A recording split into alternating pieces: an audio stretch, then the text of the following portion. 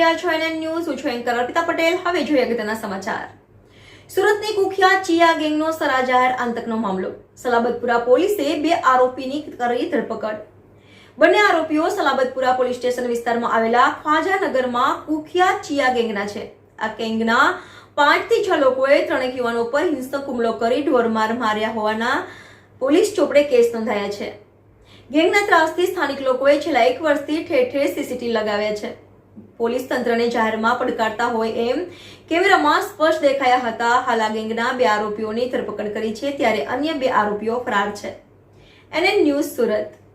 દર્શક મિત્રો, તમારી આસપાસ બની રહેલી અવનવી ઘટનાઓ વિશે જાણવા માટે એનએન ન્યૂઝને લાઇક કરો, શેર કરો, સબસ્ક્રાઇબ કરો અને બેલ આઇકન પ્રેસ કરો, જેથી આપને નોટિફિકેશન્સ મળતી રહે.